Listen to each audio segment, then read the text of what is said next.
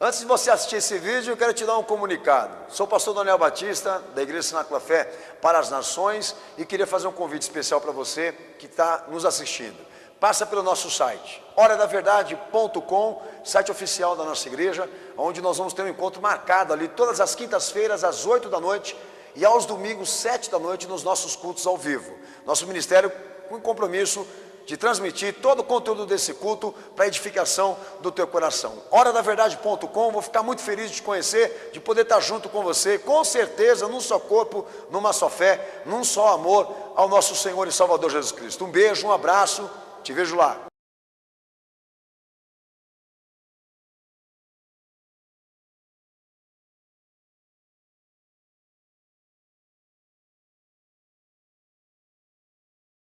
Texto de Lucas 12, 20. Mas Deus lhes disse: louco, esta noite pedirão a tua alma, e então o que tens preparado, e para quem será? Assim é aquele que para si ajunta tesouros, e não é rico para com Deus. Amém? Amém. Quem crê nesta verdade dá glória a Jesus. Quem crê nela dá glória a Deus. Pode se assentar em nome de Jesus.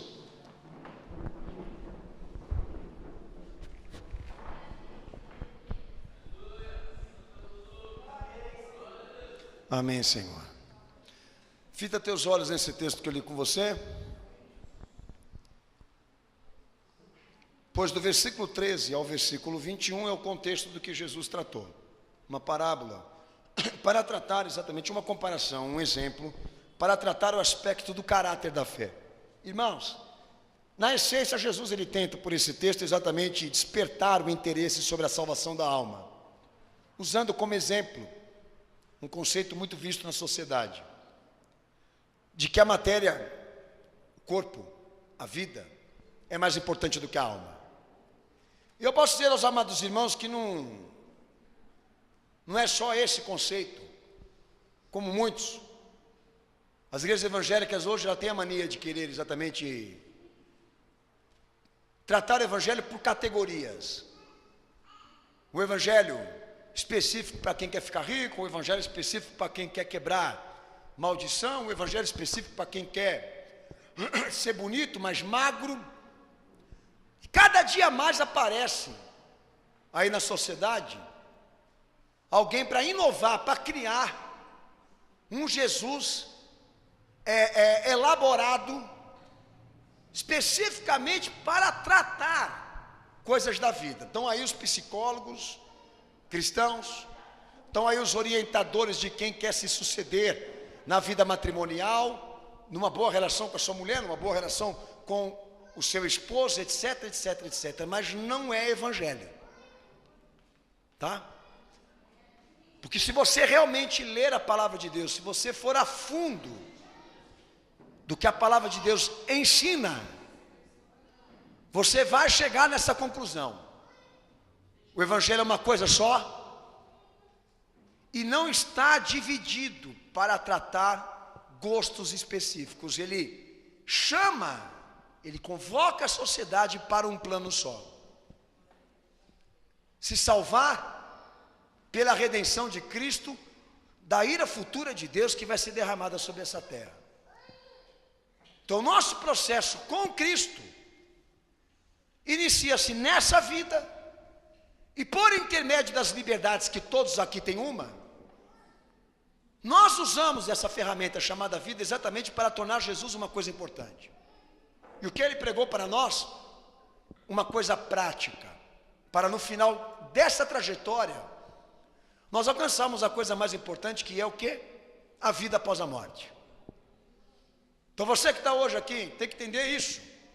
Eu só escutei um evangelho da boca, só escutei um tipo de evangelho saindo da boca do meu Senhor. Não vi o meu Senhor se sentando para dar sermão, para ficar orientando gente a ficar rica, e nem como mulher, esposa e marido, como seduzir o seu cônjuge a gostar mais dele. Sinceramente, eu não vi o meu Senhor buscando as ferramentas da psicologia, tá? Introduzir nesse evangelho de que o ser humano, o indivíduo, tem que ser bem sucedido em tudo que ele faz. Eu vi o meu Senhor dedicado a explicar o que ele veio fazer aqui e qual objetivo ele tentava alcançar diante da sua morte, que não é outra coisa senão a tua recuperação, a tua restauração, para apresentar-se diante de Deus aprovado. Então, se você não tem interesses específicos com a salvação da tua alma, a tua vocação não é ser cristão. Porque nesse texto mesmo aí você vê o Senhor inteiramente dedicado pela parábola a acordar a gente que está relaxada com o compromisso e o dever da sua alma, de entender e compreender a importância dessa parte do homem que é o seu estado espiritual. Não no sentido de ser feliz, equilibrado, mas de se salvar quando chegar o dia da sua morte. Então, bem-aventurado para a Bíblia não é aquele que se sucede nessa vida, é aquele que se sucede com Deus na eternidade. É aquele que vai subir e Deus vai recebê-lo porque ele tem o que Deus quer. A salvação de Cristo confirmada. Já aqui na terra a gente pode passar por tudo quanto é tipo de coisa ruim. Podemos ter todo tipo de constrangimento, frustrações, males, desespero, seja como for. Mas se no final da tua vida você ganhar a salvação na tua alma, e meu Jesus está falando isso, você é melhor do que aquele que tem um celeiro farto, daquele que tem dinheiro para gastar com o que ele quer. Você é mais sucedido do que ele. À luz da fé, você venceu e quem perdeu foi ele. Então olha como é que os valores definem realmente qual vai ser o teu destino, né? E voltando para a questão da categoria, qual categoria você pertence? Você é o cara que veio quebrar a urucubaca hoje? Você é o cara que veio comprar a porção para seduzir a tua mulher a ficar apaixonada por você? Você é o cara que veio pedir revelação de Deus para ele te dar os números da Loteria Federal que está acumulada lá hoje, que você está sonhando com isso? Certo? Qual é a tua categoria aí? Hã? Certo? É isso aí. Eu só ouvi um evangelho da boca do meu Senhor. Então que você tenha realmente preocupações de saber o que você anda escutando, tá? Quais são os teus educadores, em quem você se inspira, em quem você, na verdade, olha como referência. Todos esses aspectos são importantíssimos para dizer qual vai ser o teu destino, porque eu tenho já para mim, a igreja não tem nenhum ministério de salvar ninguém. Nós não temos autoridade para salvar ninguém, mas você não tem ideia da capacidade que nós temos de influenciar pessoas. Então eu não vou usar a fé hoje para te manipular. Vou usar a fé hoje aqui para um outro objetivo, sério, de dizer a você as oportunidades que Deus te deu, que você não pode perder nesta vida. Amém, Jesus? Amém. Que é o que o meu Senhor tentou fazer aqui, tá? Exatamente tratando ao que estamos suscetíveis a sermos dominados e influenciados, e nesse caso aqui desse indivíduo na parábola, era a grana, era o dinheiro, era a realização material, e pode ser para outra coisa, outro motivo, que ele venha se entregar, amar mais do que Cristo, tá? Mas seja como for, Jesus é insubstituível em toda a questão da nossa vida. Então eu peço à igreja em nome de Jesus para abrir Romanos 3:23. E hoje o meu Senhor, a pedido dele, me mandou pregar sobre uma segunda oportunidade. Além da primeira que Cristo já representou, teremos uma segunda oportunidade depois que inclusive morrermos. Amém, Xenaco? Então, antes do pastor falar sobre isso, é importante dizer isso. Lê o texto.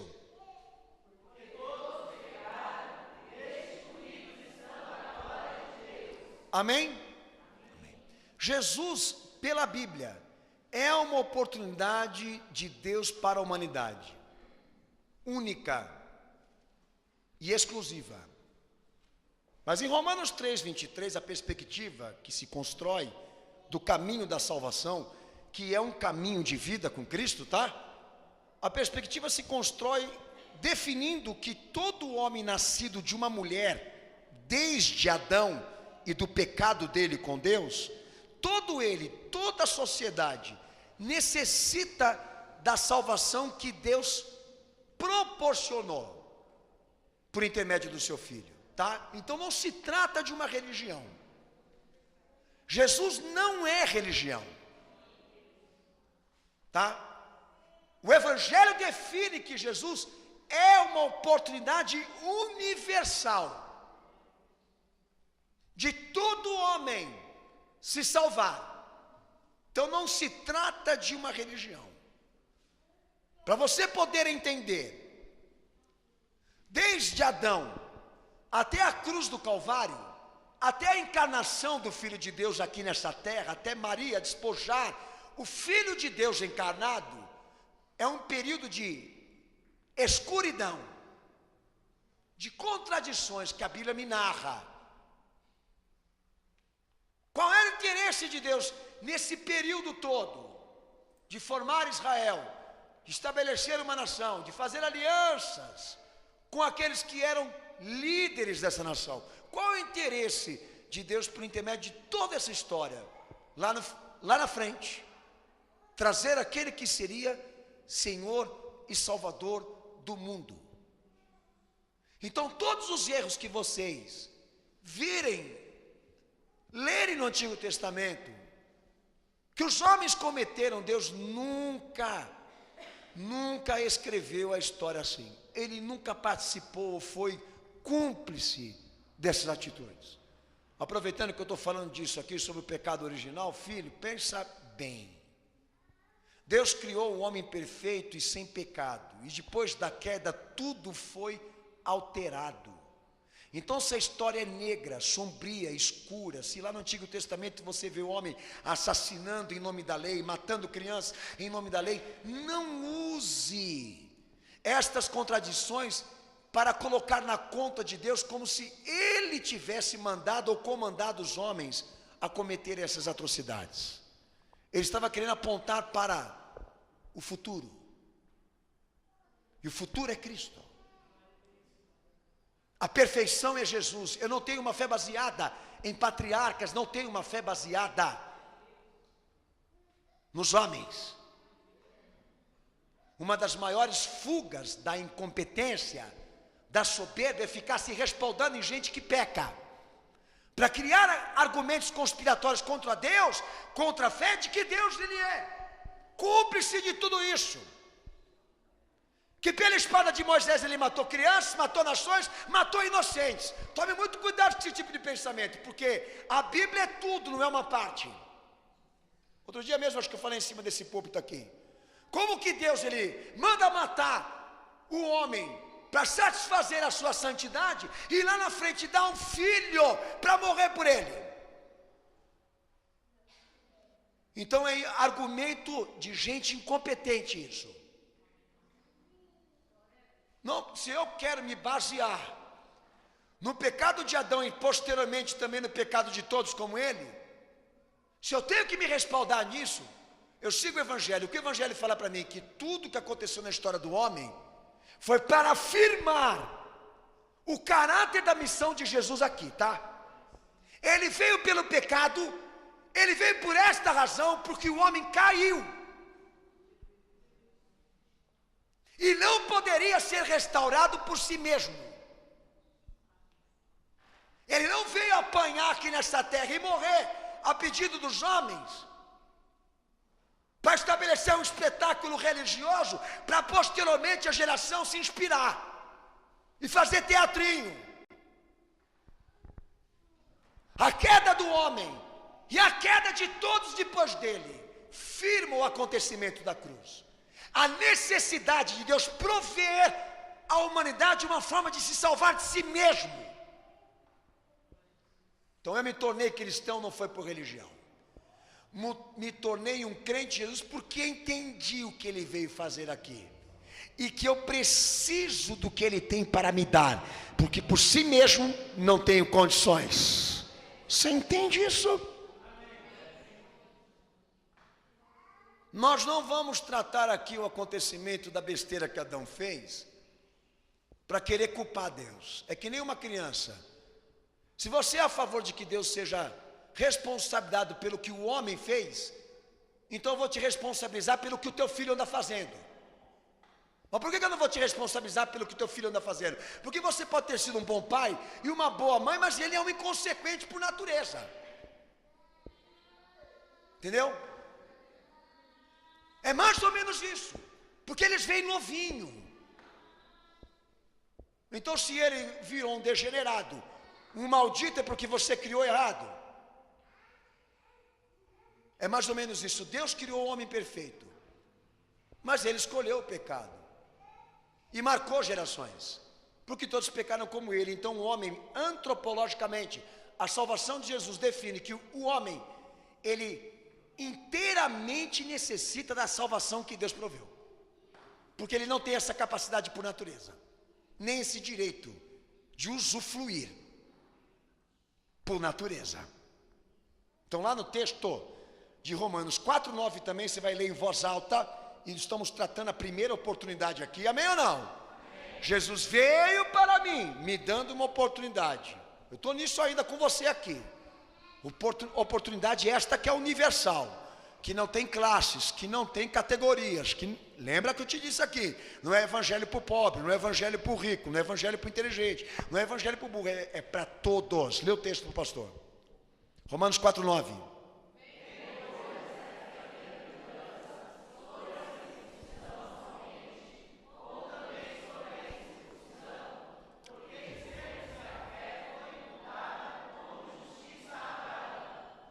Amém? Romanos 4:9.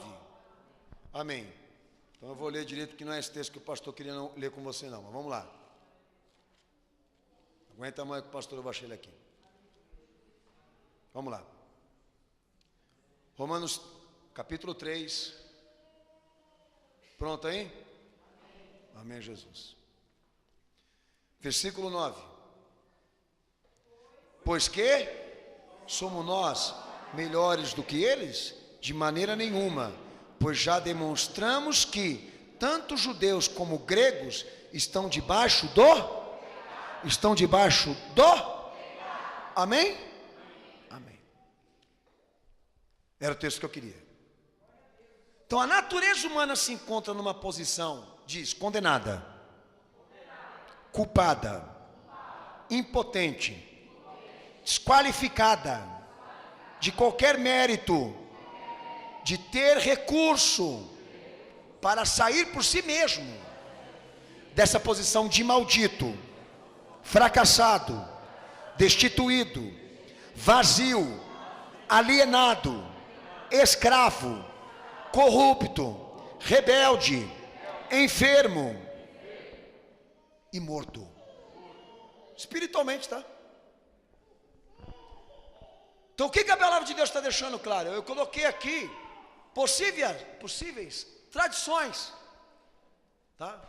Traduções do aspecto salvação para o homem, ou seja, o homem é traduzido dessa forma: ele está comprometido, ele está falido, ele está completamente destruído por causa do pecado. Por si mesmo ele não pode gerar a sua própria salvação e nem tem condições de oferecer a Deus alguma coisa que o agrade. Quem Deus manda? Jesus. Quem que Deus manda? O seu Filho, para reverter essa situação, dando a nós a justiça por meio da sua obra, por meio da sua pessoa, por meio da sua entrega, por meio do seu evangelho, por meio de tudo que ele fez. Então hoje a razão de nós estarmos aqui é porque nós não temos o que Deus quer, mas por Jesus existir, nós temos uma esperança. Essa é a colocação que o Evangelho dá para todo homem. Ele não nasce para agradar a Deus. A natureza diz, ele nasce para pecar e contrariar o que Deus quer. É natural do homem, tá? Então para isso o Filho de Deus veio. para restaurar o homem, trazer o homem ao seu estado original sem pecado, para modificar toda essa natureza e tudo isso que provém do pecado, para dar a ele condições de servir a Deus. Então, um homem sem Cristo, um homem sem Jesus, um homem sem a fé em Cristo, ele está vendido para o pecado. Ele está determinado para ele viver escravo e dependente disso até o final da vida dele, e morrer condenado, porque por si mesmo ninguém aqui, nenhum de nós pode gerar sua própria salvação. Essa é a posição que o Evangelho dá para uma pessoa normal, tá? Fracassada, separada de Deus, vazia, alienada, escrava, corrupta, rebelde, enferma, morta. Então meu Senhor disse: eu não vim para os bons, eu não vim para os sãos, eu não vim para aqueles que dizem que são alguma coisa, melhor dizendo pelas minhas palavras aqui, mas eu vim para os pecadores que queiram se arrepender, deixando claro o aspecto, o caráter da sua missão, a palavra que todos nós não só temos que crer, mas como temos que pregar. Eu não me tornei cristão, não me tornei um crente em Jesus porque sou bom, me tornei porque sou um pecador e preciso me salvar. Deus entende que eu preciso do que Ele tem para me dar. Eu necessito do que Ele veio fazer. Eu careço do que Ele veio cumprir aqui. Ninguém abraça Jesus por uma questão de prosperidade financeira. Ninguém abraça Jesus por uma questão de estabilidade emocional, então até mesmo familiar, matrimonial. A tendência dessas pessoas que vieram usar Jesus para resolver circunstâncias mínimas da vida, a tendência dela é afundar lá na frente. Se eu me aceitei Jesus para resolver uma situação específica que me frustra e me decepciona, ou da qual eu necessito somente a nível de matéria, eu sou aquele cara do celeiro, farto e que disse para si mesmo: agora eu vou folgar, agora eu vou descansar. E Jesus, usando do exemplo dele, alertou: você que está dormindo para o compromisso espiritual com a tua alma, porque está focado em alguma coisa nesta vida aqui, que você não vai levar daqui. Então, filho, eu costumo dizer isso para vocês, não se choquem comigo. Eu não estou aqui para tirar o diabo que está do teu corpo. Já exorcizei, pela misericórdia do Senhor, muita gente. Mas o pior capeta que eu lido aqui todo culto é esse orgulho e essa prepotência religiosa, da qual as pessoas elas se firmam na ideia de que elas são independentes da palavra, do que eu estou pregando para você aqui. Elas podem formar o seu conceito sobre salvação, ou como se salvar, tá? Porque ser salvo, as promessas agradam todos nós, mas como se salvar é onde o martelo bate, é onde muita gente abre mão, porque não soa bem para ele o tom radical da questão, que é bem radical o que o Evangelho ensina. Então, pastor, vem cá, toda a minha família é tradicional, é religiosa, tem a sua religião, ou então toda ela é evangélica, ou então toda ela é católica, ou então não interessa o que eles foram, o que eles te ensinaram, mas o caminho que Jesus estabeleceu para te salvar, que você precisa percorrer. Eu não estou nem um pouco interessado em saber qual é a tradição da tua família, filho. Eu estou querendo te ensinar aqui o conceito da fé. E o conceito verdadeiro da fé me diz que quem manda no plano da salvação do homem é Deus, não é o próprio homem. E se nós formos respeitar o que Ele revelou por intermédio do seu Filho, tem muita gente aí que acha que vai para o céu e não vai. A começar porque ele entende que o céu só recebe quem é bom. E a Bíblia fala que o céu só recebe quem é crente em Jesus.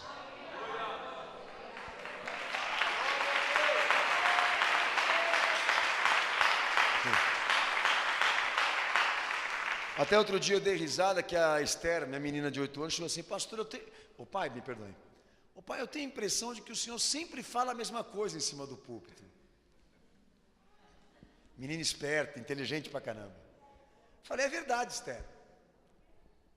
Ela quis dizer exatamente o seguinte, que o que ela percebeu é que nós não damos abertura para tratar de outros assuntos aqui, que são de interesse público, humano, material.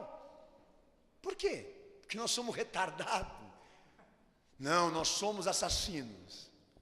Não, nós temos uma seita que é simples, porque Jesus não fez questão. Eu costumo dizer para a minha igreja o seguinte, irmãos, tem coisas que o Evangelho não ensina para você. Isso você tem que trazer de casa, educação, por exemplo. A igreja está especializada a te ensinar valores e riquezas que não são patrimônios da humanidade, que você não vai aprender dentro da tua casa, a não ser se você tem um pai muito crente, uma mãe muito crente para te antecipar isso.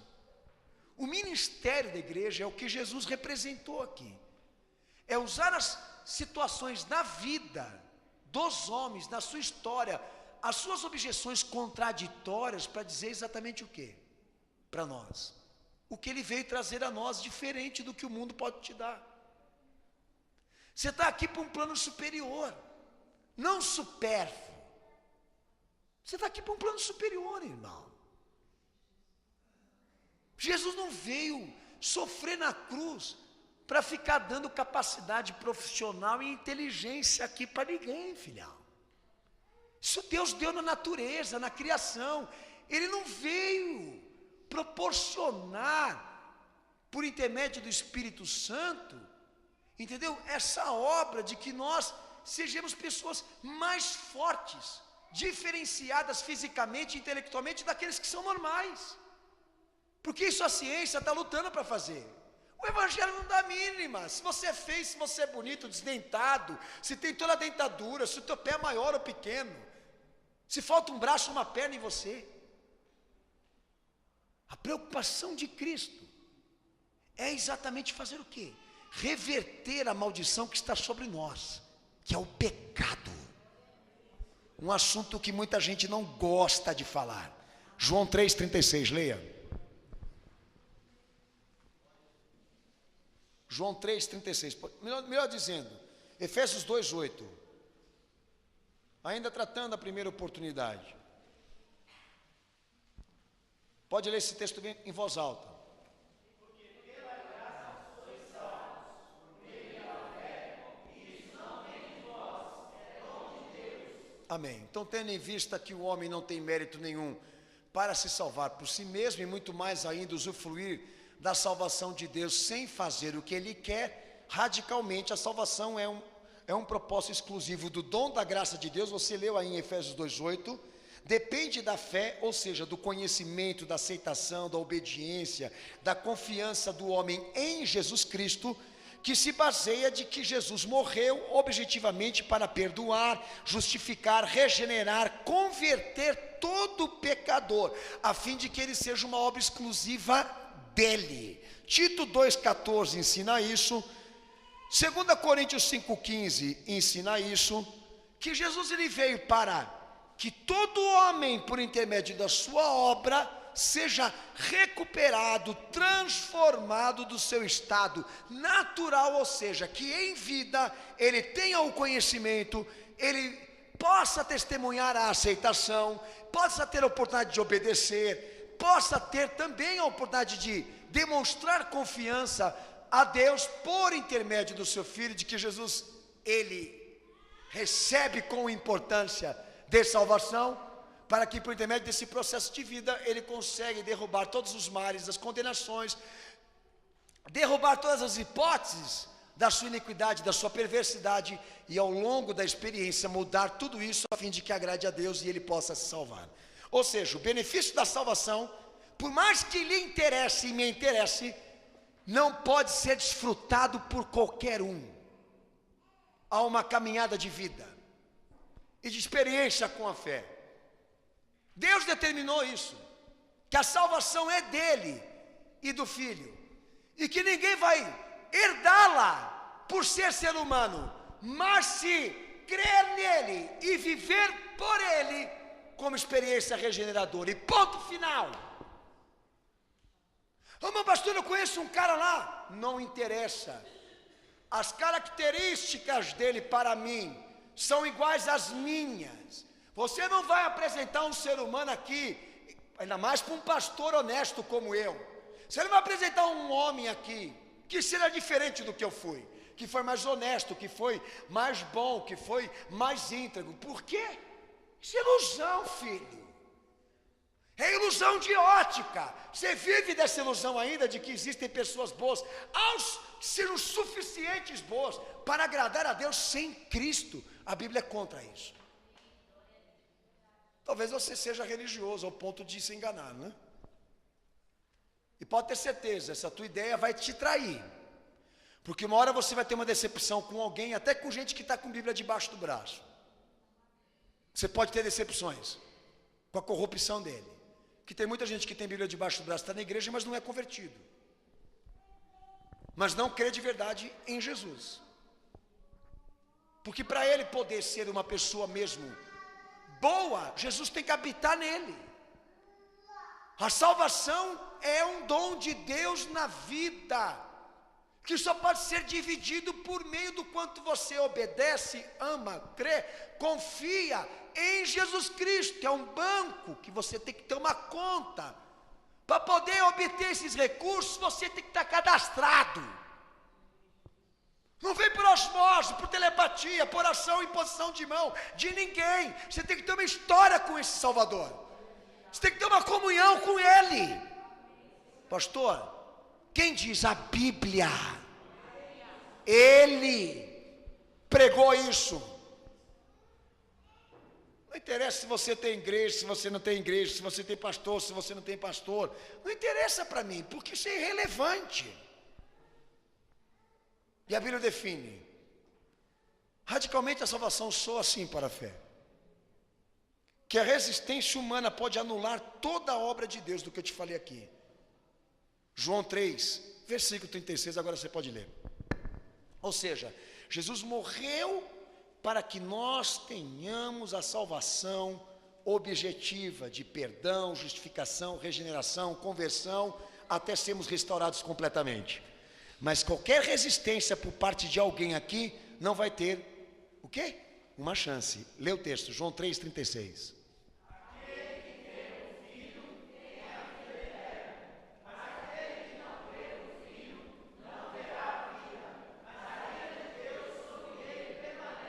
Amém? Vai ter chance esse cara aqui. Ele ouviu o que eu falei agora, até aqui, né? Está aqui. Até agora aqui eu falei para ele qual é a condição relativa a Jesus Cristo que ele tem que se salvar. Vai cumprir? Vamos lá? A salvação de Deus não vem por mérito humano, é um dom dele. E o homem só pode se salvar a partir do momento que Jesus for confirmado na vida dele e na sua restauração. Ponto final. Aceita? Vou pensar. Daí eu mostro esse texto para ele. Qualquer resistência humana a essa condição não tem uma segunda chance. Ele já está condenado. O que você está pensando? Que a gente fica orando dentro da igreja porque nós somos um bando de louco, filho? Você fica pensando que eu fico suando a camisa aqui, pregando essa palavra porque eu sou um religioso, ou porque então eu quero construir uma seita, eu sou o Jim Jones. Se eu quiser construir uma seita, filho, vou fazer como eles estão fazendo lá fora. Você entrega a chave do teu carro, da tua casa, da tua mulher para mim. E pode ir embora que você está abençoado por Deus. Se quiser montar uma seita, eu vou fazer isso como eu estou fazendo agora, filho. Entendeu? Nenhum homem bem intencionado com Cristo vai pregar o que eu estou pregando para você aqui. Mal intencionado nenhum quer falar o que eu estou falando aqui. Porque não traz a ele o feedback que ele espera, você entendeu? A questão aqui é essa. Nós estamos todos bem intencionados com Cristo, amém, aleluia. Glória a Deus. Mas chegamos a uma conclusão, há pessoas que resistiram à condicional, porque eles não têm tempo para Jesus, eles querem namorar, eles querem casar, eles querem ficar ricos, eles querem trabalhar, eles querem viajar, querem ir para o Japão, para a Malásia, eles querem ir lá naquela água cristalina, eles querem ir em Jerusalém para ficar boiando que nem aquilo lá, porque lá não afunda, entendeu? Que nem no Tietê, igualzinho. Você não precisa ir para Jerusalém, para nadar lá no rio que não afunda, pode ir lá no Tietê, lá e cai lá para você ver. E vai ter uns amigos lá, parceiro com você do lado lá. Entendeu? Sabe, eu quero desfrutar a vida, quero ser feliz, entendeu? Vai ser, filho, eu quero me salvar, essa é a minha diferença com você aqui. Enquanto você está pegando e usando o recurso da vida para encher o teu celeiro, para encher a tua cara de botox, para encher a parte da frente, a parte de trás, você entendeu? Enquanto você está aí buscando a reputação, o status metafísico, eu estou no interesse de reverter a minha corrupção em fé e convencer meu Deus, por intermédio do seu filho, que eu posso me salvar. Dedicando-me, eu posso entrar lá na glória, pobre, sem perna, sem beleza, mas lavado e redimido pelo sangue de Jesus. Aleluia. Essa oportunidade que Ele deu e única. Então lá no texto de Mateus, aliás, melhor dizendo, né? Romanos capítulo 10, versículo 9, a doutrina sobre a salvação que a Bíblia prega define que um homem sem a fé, sem o conhecimento, sem a obediência, sem a regeneração de Cristo, ele não pode desfrutar do benefício da graça, nem aqui e nem no plano futuro, nem nessa vida e nem naquela outra, filho. A salvação que Deus executou por intermédio da obediência da vida do seu filho só pode ser dividida por intermédio da fé por quem tem uma história verdadeira com Cristo. Lê o texto aí, Romanos 10, 9.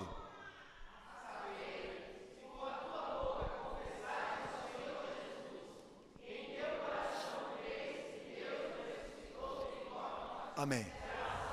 Perfeito. E outro texto importante também que eu posso dar para você fundamentar isso, João capítulo 3, verso 3 ao verso 5, olha o que o Senhor fala aí.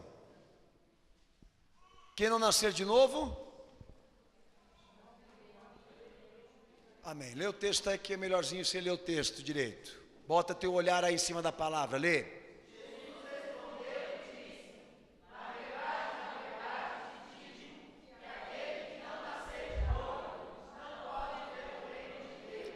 Amém. Porque aquele que é nascido da carne é homem, mas aquele que é nascido do Espírito por Cristo, ele tem a vida eterna. A diferenciação do salvo com o normal, tá? Daquele que tem a salvação de Deus, daquele que é normal, que é filho de Adão. A divisória é explícita, tá bom? Você nasceu da mamãe, do papai, você é da mamãe, do papai e também de Adão. Mas só vai ser salvo e desfrutar da salvação quando você for de Cristo. Amém? Amém? Amém! Amém!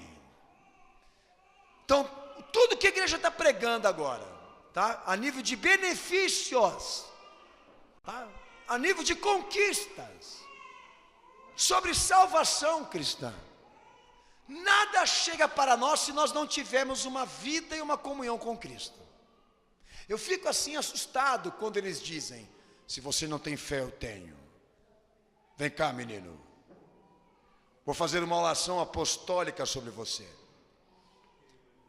Vai ser transferido por mim que sou um canal de esgoto, aliás.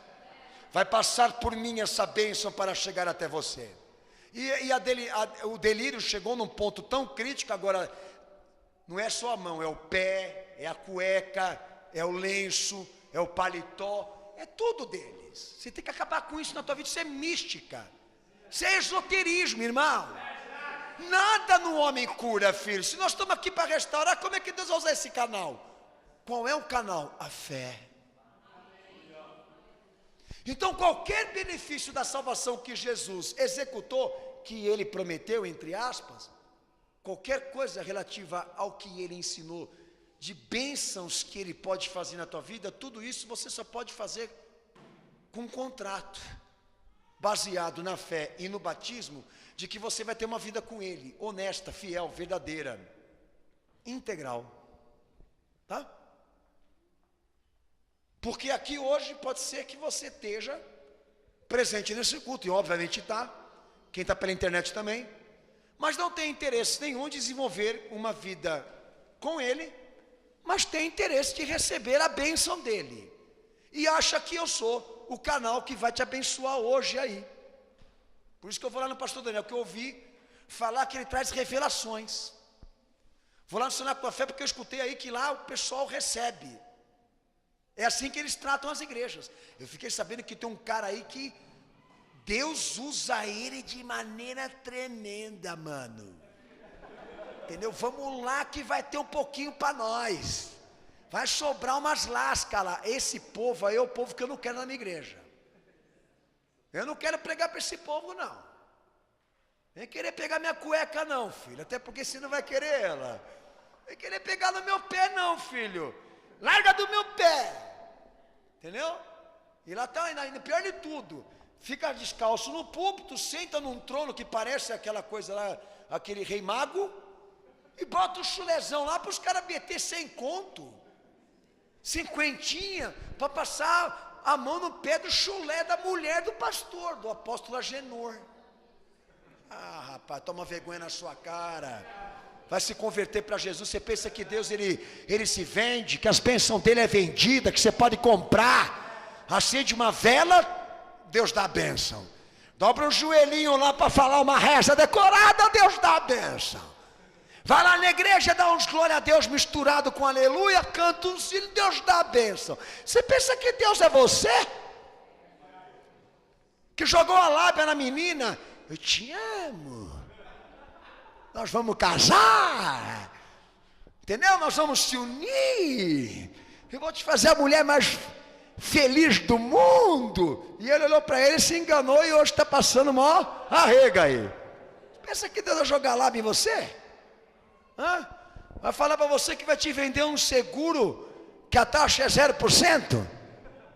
Filho, eu tenho uma coisa boa para você, filho. Entra aqui. Falou isso, sai fora. Você entra lá na tabela FIP, tá lá, carro, valor tal. Encontrei, mulher, um carro que é 40% abaixo da tabela. Vai lá, trouxa. Vai lá, vai comprar o carrinho lá que amanhã você só vai ter o pneu na mão. Vai vir com o pneu aqui pedir oração pro pastor. Pastor, meu carro vai estar assim na rua. Um dia eu parei uma mulher no sinal e falei assim para ela: minha senhora, teu carro está assim, ó. Você está indo para lá, mas está indo para o lado. Ela falou assim: eu já sei porque eu comprei na agência tal e estou processando eles para receber. Mas a coitada estava indo reto e o carro estava indo assim, ó. Entendeu? Vai lá, está na oferta. Vai atrás lá da unção americana. Está vindo lá um homem morenão, fortão, fala grosso, inglês. Sério que ele tem uma unção americana, Babikir também. Ai, Babikir. São estas coisas que fazem a sociedade perder a oportunidade. Porque o centro é a fé e a vida é Cristo. Se você tem uma vida com Cristo, se você tem a fé nele, se você vive por ele, você tem tudo, filho. Você não precisa do homem. Ele nos completa.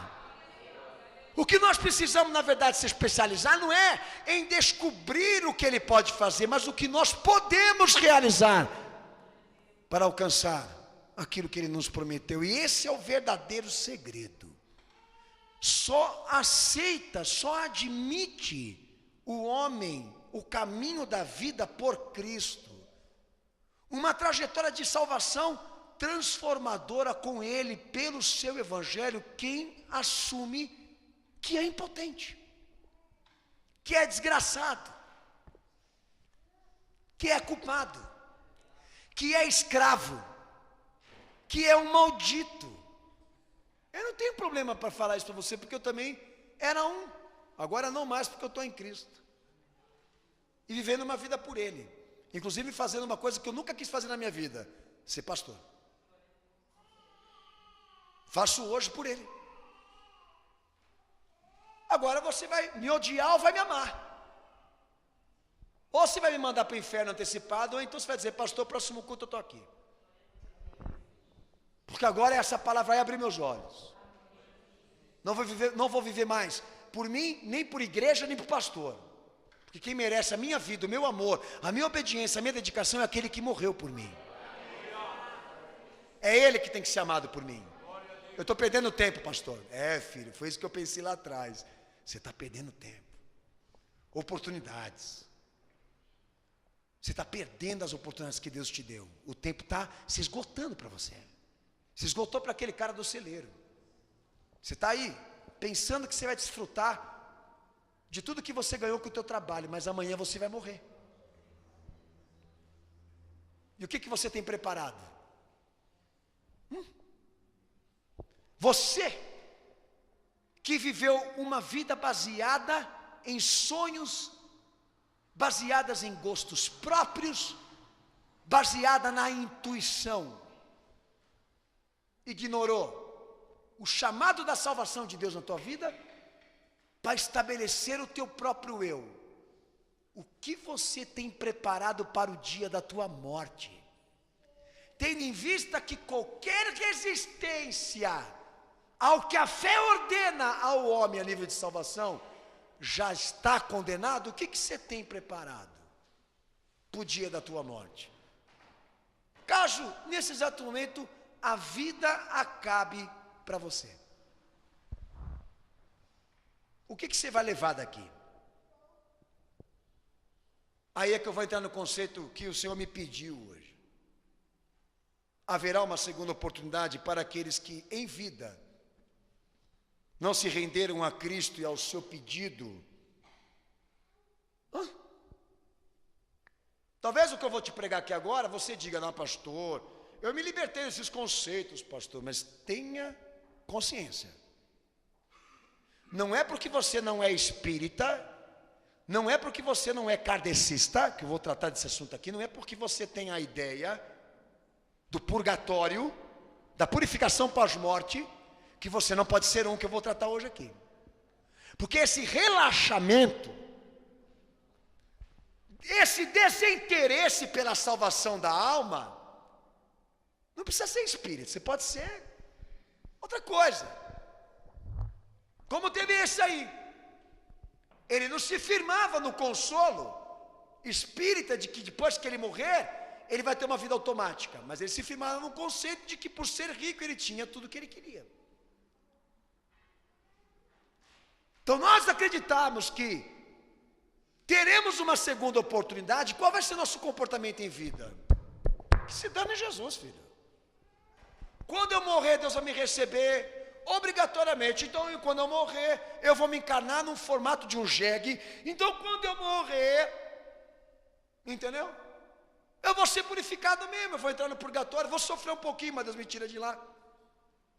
Então, esses conceitos da segunda oportunidade de salvação pós-morte vieram surgindo por religiões e dando às pessoas esse conforto, esse consolo de que elas fiquem tranquilas, vivam as suas vidas, sigam o seu rumo, façam o que vocês querem fazer, porque lá na frente, mesmo que dê errado, Deus vai dar um jeito. A possibilidade de uma salvação num estado intermediário, evangelho é possível? Não. Abra o texto de 2 Tessalonicenses, capítulo 1, versículo 8. Lê esse texto em voz alta para o pastor, por favor. O conceito que se baseia na questão de que todos que não ouviram o evangelho, ou vagamente o escutaram, podem ter uma segunda oportunidade quando morrerem, para se arrependerem e crerem em Jesus. Isso é possível? Olha o que Paulo escreve aí, vai.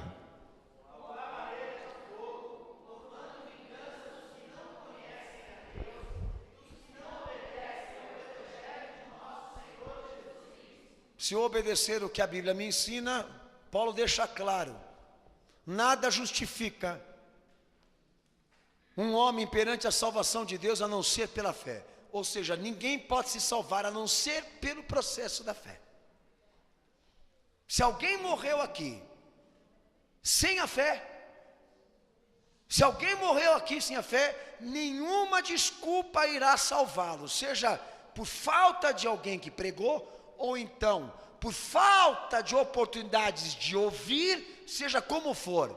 Nós não podemos prometer salvação para quem não tem uma história com Cristo, para quem não executou os propósitos da fé. Se não executou, está condenado.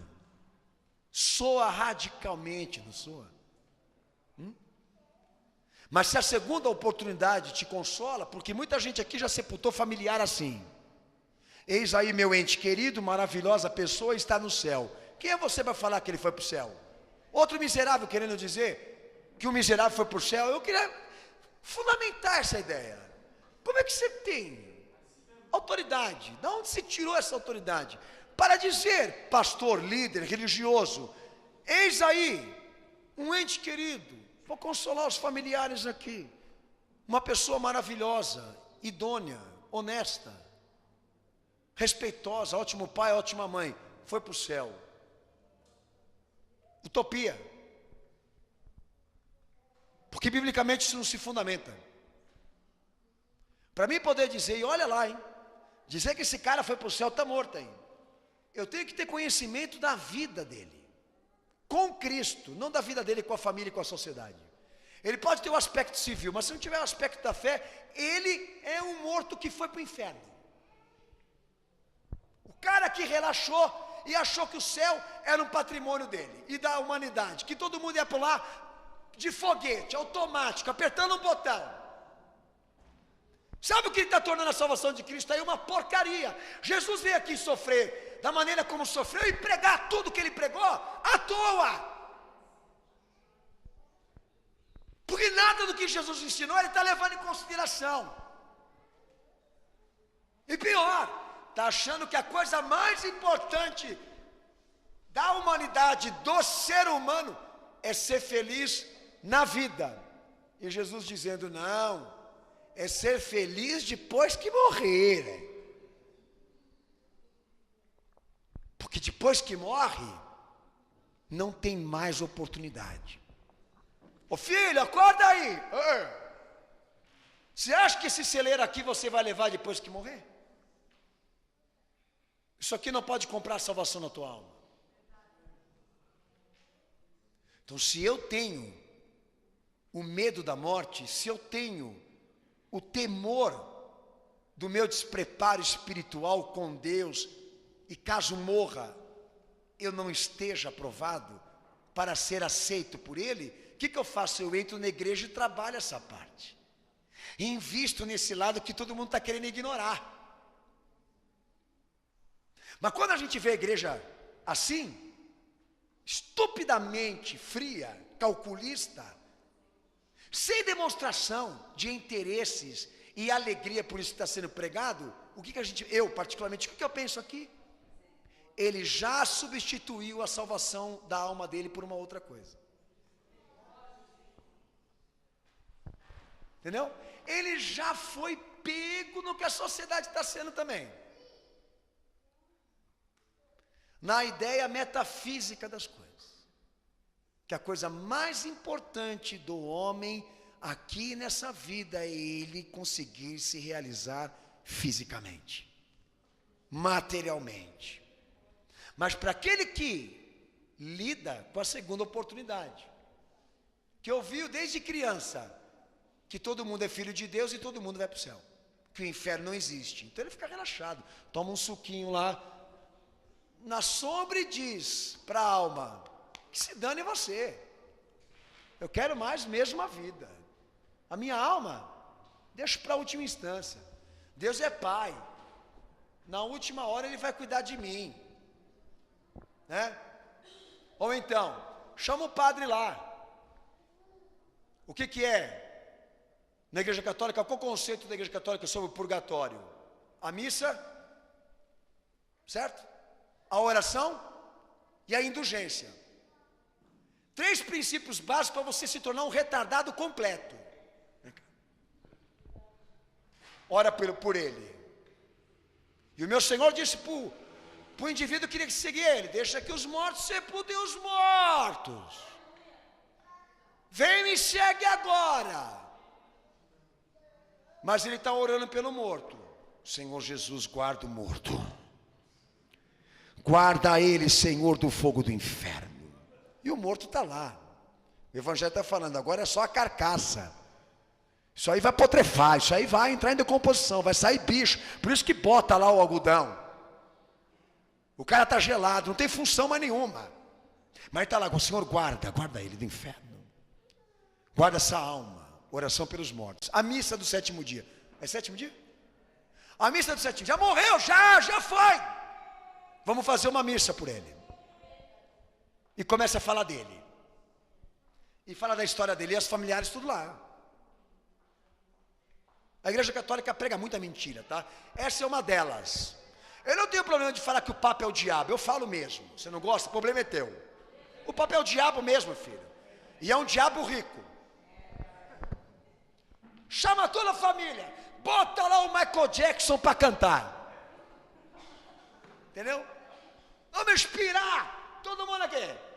O senhor Erdulano foi um homem muito bom. O senhor Erdulano foi um homem que trabalhou pela sua família, e jogando pétala de rosa em cima do morto. Agora nós vamos rezar aqui umas 3 Ave Maria, uns 3 Pai Nosso, uns 3 Maria e José junto. Vamos fazer um bem bolado. Porque lá agora, no inferno, no purgatório, não é no inferno. No purgatório, o senhor Erdulano vai ser purificado. Daí eu vou lá consultar o meu senhor.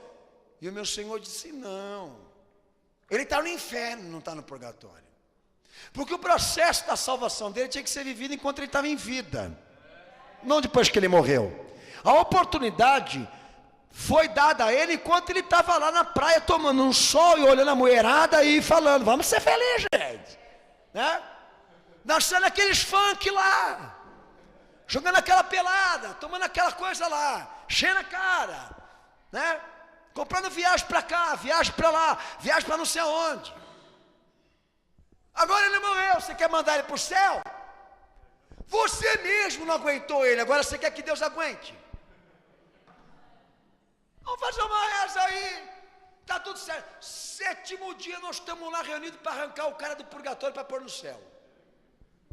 Essa ideia foi tirada das profundezas do inferno, e ela é um desacato à obra redentora de Cristo, porque o que salva o homem só pode ser vivido por pessoas que têm condições humanas, tá? Vitais para poder cumprir. Morto não vai conseguir se batizar, a não ser que ele ressuscite que nem Lázaro. Pastor, me batiza, cheio de atadura. Sim, filho, você acabou de sair de lá, nós podemos te batizar. Está consciente, tem batimento cardíaco, tudo mais.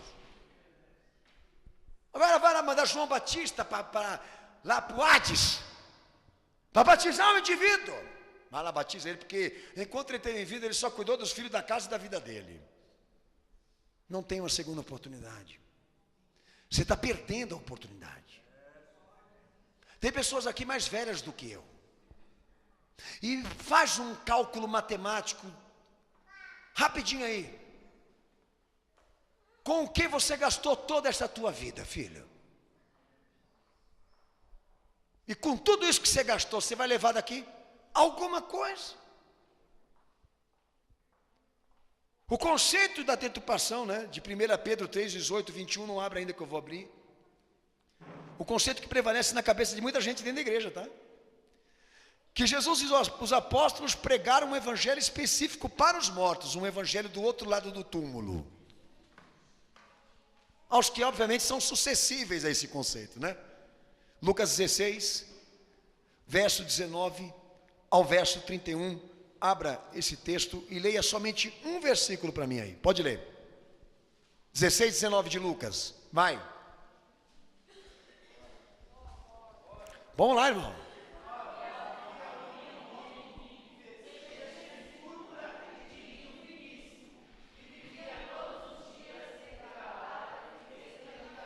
Amém. Você pode ler depois o restante lá na tua casa, lá, tá? Mas de novo, eu posso falar, Deus não tem nada contra ninguém que é rico, mas geralmente Ele usa do exemplo da vida, do conceito, das escolhas desse homem para dizer a você o que é mais importante. É o que Jesus está fazendo aí. O cara era rico, o cara tinha poderes aquisitivos e nunca se preocupou em fazer alguma coisa que Deus sagrada, inclusive atender aquele pobre coitado que batia na porta da casa dele para ele ajudar, e ele não ajudava. Então o que aconteceu? O pobre, por não ter outra opção, aceitou a salvação que Deus impôs e cumpriu. Já o rico, consolado de que era rico, quando morreu não levou nada daqui e foi para o inferno. E Jesus começa a contar a história. E qual? a história aonde estão os mortos. A condição em questão agora. São inseparáveis, são incomunicáveis, e os seus destinos já foram traçados. O que estava no inferno pedia ajuda, mas não era consolado e nem socorrido, porque não tinha possibilidade. O Senhor está contando exatamente a história de quem morre. A história do que foi salvo é a história do que morreu sem salvação. Deixando claro exatamente que, se o meu caso for o do rico, que foi para o inferno, não tem para mim uma outra alternativa, uma outra escápula, uma outra oportunidade, porque aonde eu estou, eu vou ficar eternamente, inclusive vou ser julgado por Deus lá na frente. Não vou sair de lá. Abraão, me receba. Não dá para te receber aqui. Quem está aí, quem está aqui, está aqui. E o pobre lá sendo consolado, feliz da vida com Abraão, que estava no paraíso com Deus, porque se salvou antes disso. Já o rico, quando viu que não tinha como sair de lá, o que ele pediu? Para Abraão: ressuscita algum morto daqui que foi para o inferno, para ir contar lá para minha família o que é o inferno, a fim de que se despertem antes de morrer, para essa salvação. Abraão disse assim: não vai dar. Porque se eles não escutam os profetas, muito mais ainda vão acreditar que um morto ressuscitou. Sabe, eles estão me ouvindo aqui, ó.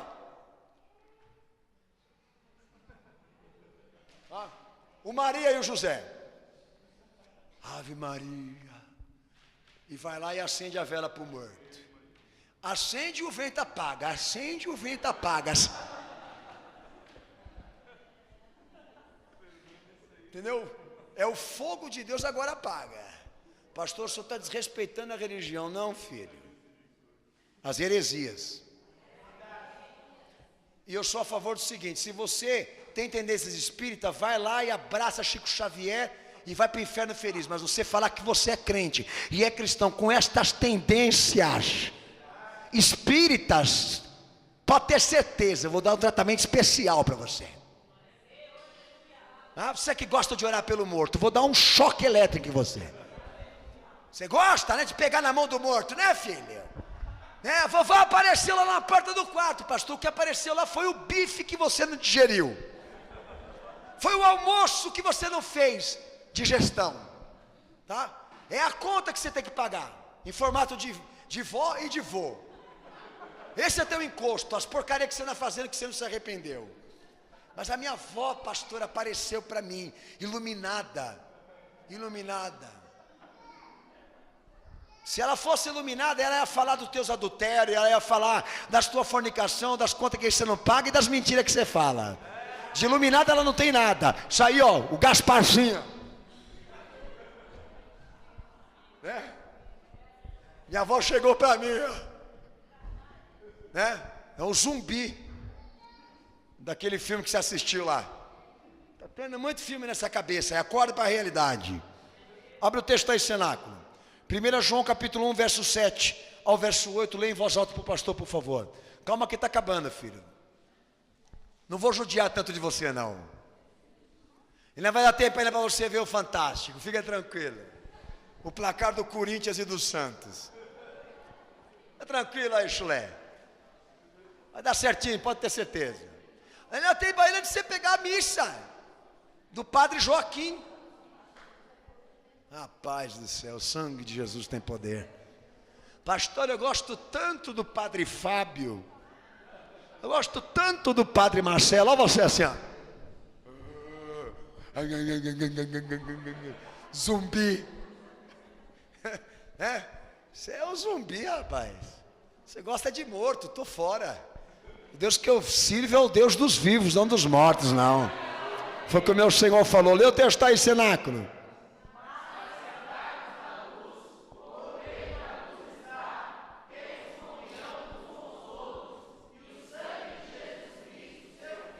Nos purifica todo o pecado. Amém?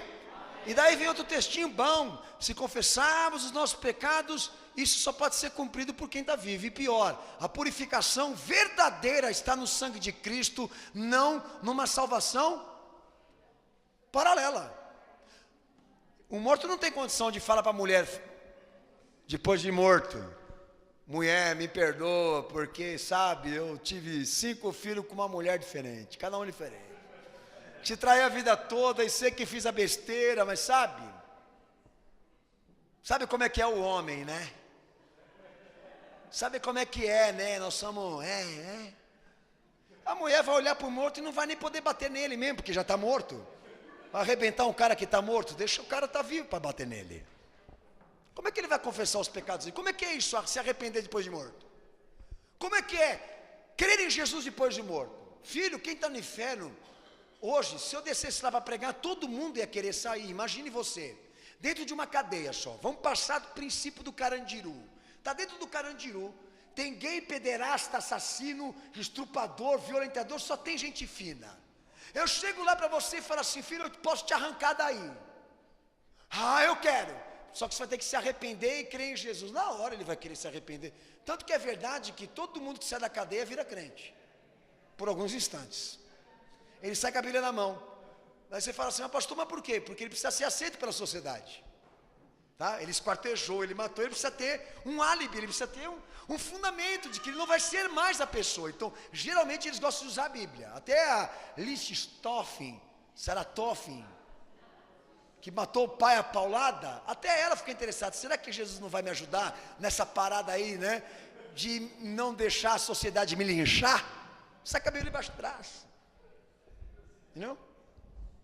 Infelizmente, que é o que está sendo usado aí como escudo para canalha. Ela pode ser perdoada do que ela fez? Ela pode. Jesus pode reconstruir a vida dela? Pode. Eu estou usando para você o exemplo, baseado no que andam fazendo com o Evangelho, para encobrir as tarefas e as responsabilidades desta salvação, que é se converter mesmo e aceitar a Cristo de verdade, tá? Então, se eu vou para o inferno agora pregar a salvação, todo mundo sai de lá. Todo mundo vai querer abandonar aquela dor, aquele sofrimento que eles sabem que vão ser eterno. E voltando para o lado da oportunidade, ou de uma segunda oportunidade, o Evangelho diz: não. A oportunidade tem que ser vivida por quem tem condições aqui agora. Porque o próprio Salvador veio em vida, deu a sua vida, e todo o processo da salvação ele viveu em vida. Para ressurgir, ele precisou ter executado tudo que ele tinha que fazer. Jamais o que ele fez em vida vai poder ser desfrutado por quem já morreu, a não ser que este se salvou antes de morrer. Então ele não morre, ele está vivo nas mãos de Deus agora, dentro deste lugar que Deus reservou para aqueles que são crentes. Já o indivíduo que viveu uma vida natural e normal, nós já sabemos qual foi o lugar dele. Só que é obviamente que a religião e as instituições, elas não têm coragem para te falar isso que eu estou te dizendo aqui agora. Me leva para pregar no velório do teu familiar, te garanto, você vai saber quem amava ele de verdade, porque o resto vai fugir, vai correr. Pode me levar lá, me convida: pastor Daniel, vem pregar, morreu um ente querido, já prepara, porque você sabe o que nós vamos falar. Nós não vamos fazer oração pelo morto, nem missa do 7º dia para o morto, e nem também indulgência. Ah, esqueci de falar da indulgência. Você tem uma campanha agora, você vai ter que tirar o teu ente querido de lá, e nós já temos um boletim para você pagar, entendeu? Parcelado em R$300 mensais. É um absurdo, não é? Mas é o que a igreja explorou há muito tempo. Um crente mesmo de verdade, ele vai olhar para quem tem condições, não para quem não tem. Biblicamente, não há salvação paralela, e muito mais ainda um evangelho que foi anunciado para os mortos, a não ser o que Jesus cumpriu antes de ressurgir, que eu já vou falar lá no final. Mas se você abrir o texto de Hebreus 9:27, te dou mais ainda uma notícia importante de gente que quer que o ignorante não possa ser mais contado como os incrédulos, e deve ser julgado de uma forma especial, de um padrão mais diferente, porque o incrédulo, aquele que ouviu Jesus e não creu, esse merece o inferno, mas aquele que não ouviu, aquele que não teve oportunidades, ele mereceria um julgamento diferente, de um padrão diferente, mais especial. A Bíblia diz não. mas ele não pôde ouvir falar de Jesus. O culpado não é Deus. O culpado não é Cristo. É a igreja, sou eu, é você. Mas não dá a Deus, ao Evangelho, o intimato de que existe um julgamento diferenciado para aqueles que não tiveram oportunidade de conhecer Cristo para se salvar. Porque uma vez morto, sem Cristo, não há condições de se salvar. Hebreus 9:27, lê para mim. Agora vai abrir uma agência missionária no Hades. Nós vamos mandar missionário lá para o inferno. Só faltava essa agora. Pode ler o texto, Hebreus 9:27, lê, cenáculo.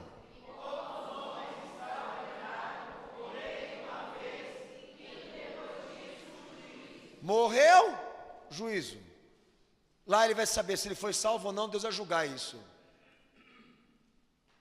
Foi destinado para aquele que emprestou a vida para ele. Ele vai decidir se é ovelha ou bode, ou joio ou trigo. Uma vez morto não tem como mais reverter o processo. Sabe que isso tem que dar àqueles que são suscetíveis à ideia da segunda chance? Medo. Sabe que isso tem que dar dentro de você agora que está vivo? Temor. Ser suscetível a essa ideia de que Deus relaxe os seus princípios, de que Deus abra mão do seu juízo. Porque eu e você não merecemos o inferno. Quem decidiu o caminho da salvação foi Ele, não somos nós. Os autores dessa obra, é Ele, não nós. Eu ouvindo essa palavra aqui agora e sabendo o quão miserável eu sou e o quanto eu preciso fazer ainda do que Jesus me pregou, o que acontece? Qual a repercussão disso? Não quero mais sair do caminho. Não quero mais sair da fé, não vejo uma vida sem Cristo. Eu não me olho sem Jesus. Mas quando você começa a falar de gente que está com vontade de abandonar Ele, largar Ele, não crê mais, não quer mais. Quando Jesus começa a ser descartável a você, qual é a resposta que você me dá? Que você não crê no inferno e não tem medo da condenação. Que você está relaxado com base em alguma ideia louca e maluca.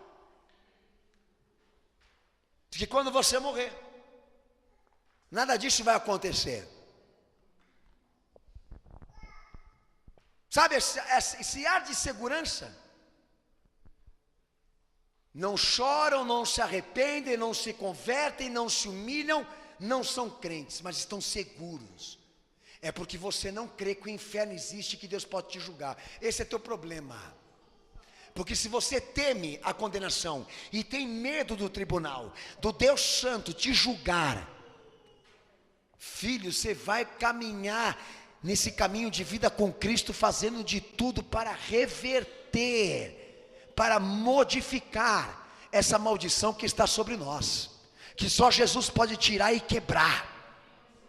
Você vai entrar numa campanha, não é para ficar rico, não é para casar, não é para ficar famoso não, é para tirar os pecados que estão aí, ó. Você vai entrar na tua casa, vai olhar para o filho gay, vai falar para ele a verdade. Você vai entrar lá e vai dizer para aquele que já está casado de novo, que é adúltero, à luz do evangelho, vai dizer para ele que ele vai para o inferno também.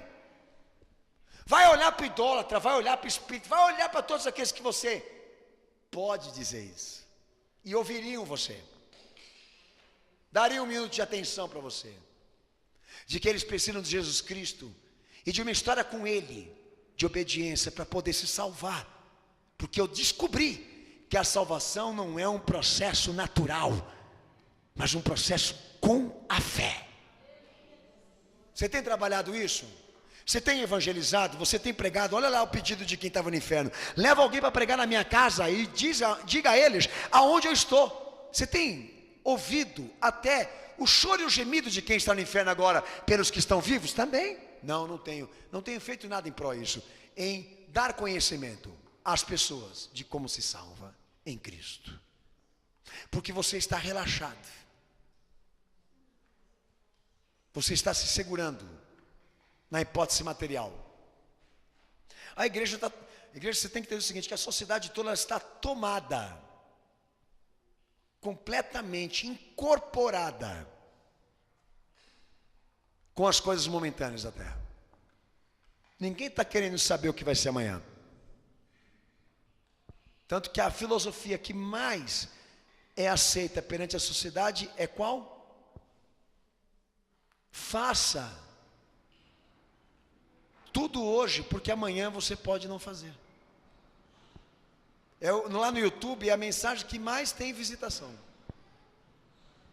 O cara que saiu de um acidente de avião, sobreviveu e todo mundo morreu, ele foi para a sociedade dizer o quê?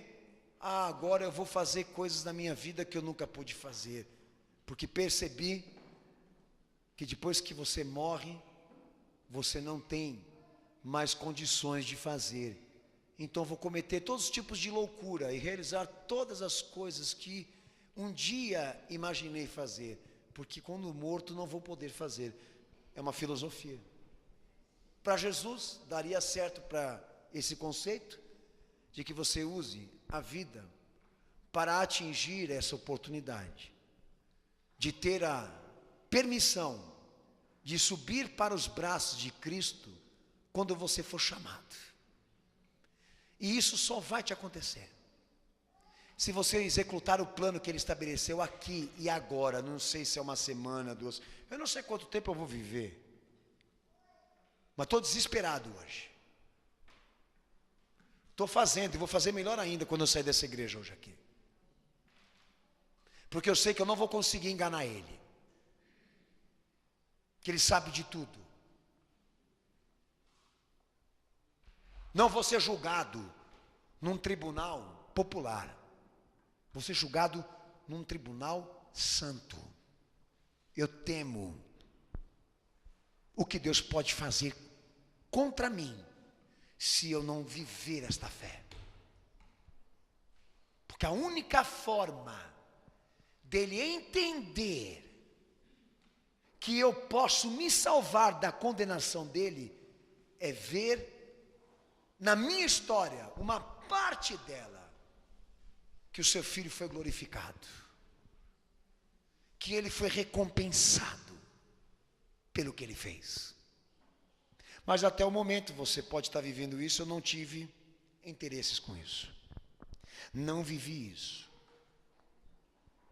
Eu sou o ignorante que está pensando que vou ter um julgamento diferenciado, de que eu não fiz males e pecados o suficiente para merecer o inferno, de que Deus vai entender que eu mereço uma outra chance. Não fui crente, não fui cristão, não fiz objeção pela fé, não vivi o evangelho, mas não fiz mal para ninguém, dizem eles.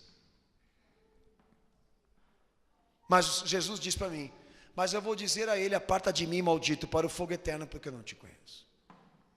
Mas isso é injusto, pastor. Não, injusto foi o que fizeram com o filho dele.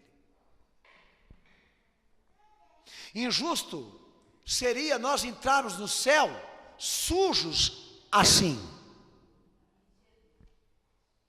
Injusto seria eu entrar lá no céu e ver o Lula e a Dilma governando. Injusto seria eu entrar lá e ver a Assembleia Legislativa lá, tendo participações de agora como administrar o céu.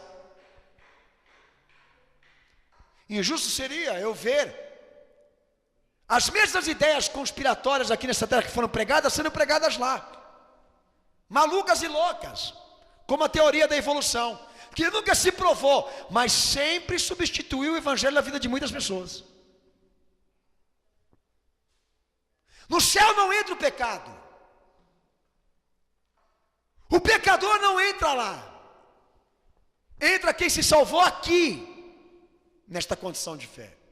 Não acredite numa segunda oportunidade. Mas se você não vier hoje para mudar a tua vida e ser um crente, eu vou acreditar que você continua acreditando na segunda oportunidade. Se o bandido não viesse na tua casa, se dissesse a você que vão roubar a tua casa hoje, disse o meu Senhor, você não ia ficar acordado para esperar o bandido chegar? Você não ia ficar lá para guardar os teus bens? Por que você não faz isso com a sua alma? Se eu dissesse para você hoje que hoje é o teu último dia, que não é normal isso acontecer, tá? Qual seria o teu comportamento hoje? Comer um bife com farinha e pimenta? Jantar o melhor prato que você gosta? Hã? É isso, irmãos. Essa segurança tua me dá desespero. Porque tem muita gente aqui que está arrebentada e comprometida espiritualmente, mas não está se ligando nessa. Já era para você estar pegando nos braços de Jesus e tentando se levantar há muito tempo, mas você está confortável. Você não está querendo pensar na morte, você só está querendo pensar na vida. Quantos anos você tem? Eu tenho 35 anos, estou na flor da idade. Não mereço aquele vagabundo, vou pegar outro. Que me faça mulher e me faça feliz. E vice-versa. Eu ouço essas histórias, eu escuto essas frases, eu falo, Santo Jesus. É a Maria e o José. Que vai lá uma vez por ano para fazer lá a Ave Maria e o Pai Nosso na Igreja Católica, se confessar com o padre para sair, como? Com o dever cumprido, com o sentimento de que ele está absolvido da sua culpa. Quanta gente que não viveu de mentira assim. Foi na igreja se confessar hoje, Maria. Foi na igreja se confessar hoje, Herculano. Foi lá, confessou teus pecados, rezou. Você não pode ficar sem confessar. Então os homens, infelizmente, eles vão traçando para si mesmo conceitos de salvação, que com a prática relaxa o princípio da fé, torna ela fútil, banal, desproporcional, religiosamente, porque para se ser salvo, no conceito de Cristo, eu tenho que ter uma vida com Ele, configurada, construída. É muito caro, dizem eles. Então eu prefiro a religião. Só teve um evento específico e único que Jesus pregou para os mortos, e está no texto de 1 Pedro 3, verso 18 ao verso 21, eu não vou ler, tá? Que Jesus, ele foi, antes de ressuscitar e subir aos céus, ele desceu ao coração da terra, como ele disse em Mateus também, 12:40, ele desceu no coração da terra para pregar para as almas que não tiveram oportunidade de se salvar com ele no Antigo Testamento, na história até a ele. Depois que ele ressurgiu, não teve mais isso, não se repete mais isso, só foi uma única vez. Tanto que Pedro utiliza Noé como figura de época, de história, de tempo, para chegar exatamente no conceito de que público é esse que estava no inferno, que Jesus foi e pregou. Depois desse dia, não há mais evangelho para mortos, só para os vivos. E você está vivo aqui diante desse pastor e com uma cara de pau bem grande, porque eu entrei hoje aqui e olhei 90% das pessoas que eu estou vendo aqui se comportando como crentes de quem vai para o céu, e está com a veste imunda e suja, é corrupto, transgressor, evita a santidade, evita a disciplina, evita a exortação, encobre suas transgressões, comete injustiças, mas entrou aqui tendo comportamento cristão, jeito de crente, não vai me enganar. O meu apelo para você, não espere amanhã, porque hoje foi estabelecido aqui nesta igreja um altar, onde Deus está permitindo com que você assuma com Ele o que você vem desprezando todo esse tempo. Assuma com Ele esta vida, essa trajetória de mudança, de conversão e recuperação, e não importa o quanto você tenha que sofrer por isso, o quanto que você tem que disponibilizar para isso, porque sacrificaste a tua vida para obter muitas coisas nessa terra que não te trouxeram felicidade e muito mais a salvação. Irás fazer agora com uma coisa que vai usar depois que você sair deste plano material aqui.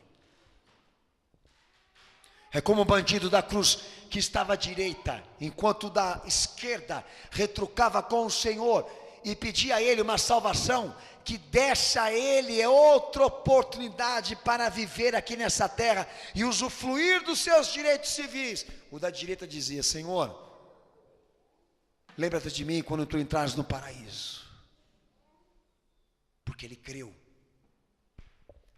Não só creu, como valorizou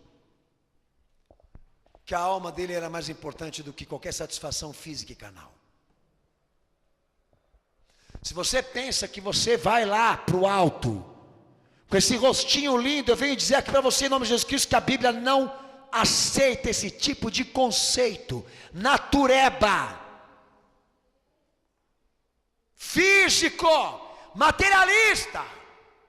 Porque não corta cabelo, porque não usa calça, porque não faz isso, aquilo, mas tem o coração cheio de maldade e a boca cheia de mentira.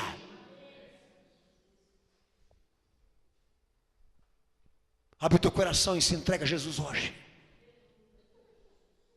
Não pelo pão que você vai comer, nem pela água que você vai beber, nem pela roupa que você vai vestir, mas como se a morte estivesse batendo hoje na tua porta e pedindo a você que ela quer entrar.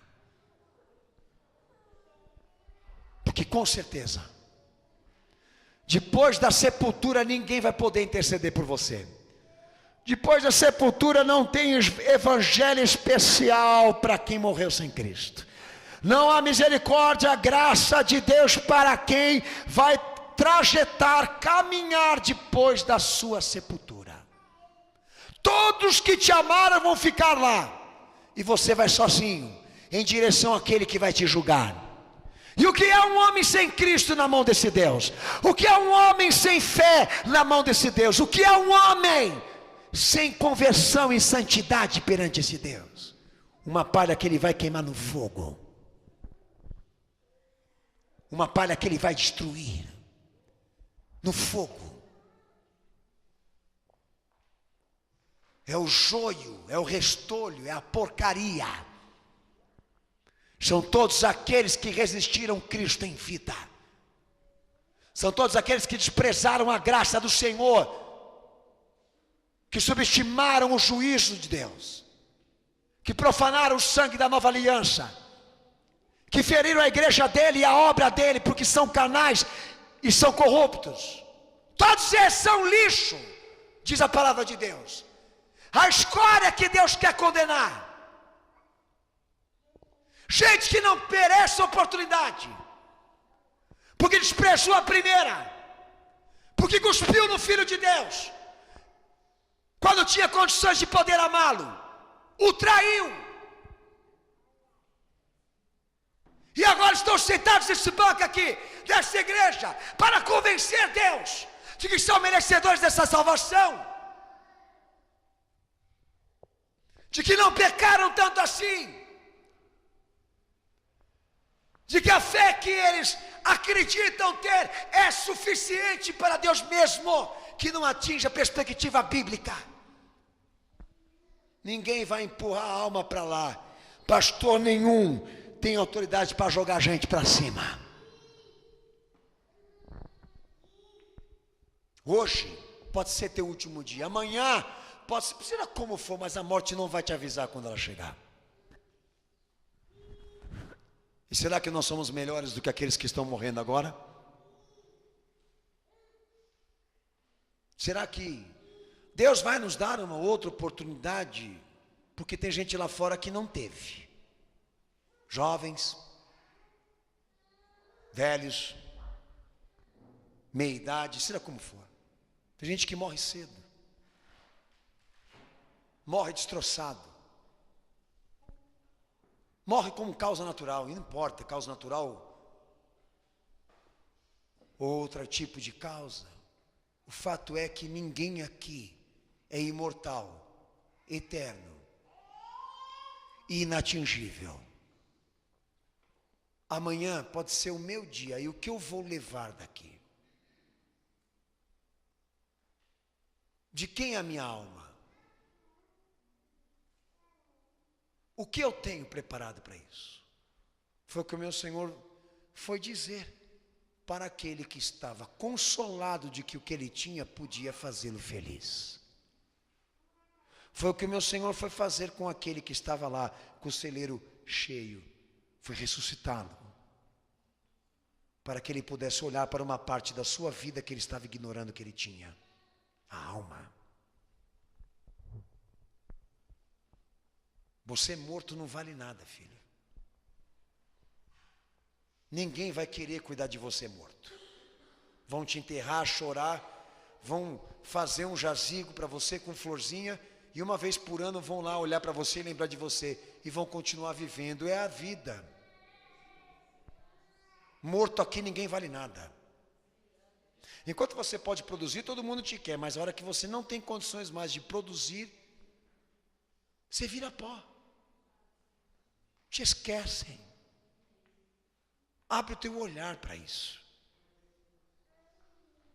Você está se constrangendo à toa, porque você está esperando que a bênção de Deus se comprove no celeiro farto ou nessas categorias materialistas.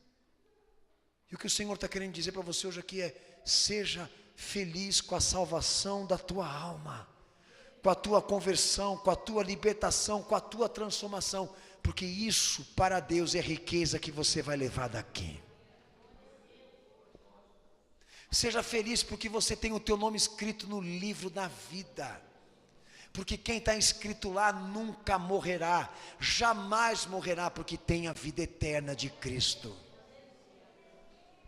Tragada foi a morte pela vitória da cruz, e aqueles que agora estão em Cristo não morrem mais, porque mesmo que sejam mortos pelo corpo, a alma sobrevive pela vida de Cristo.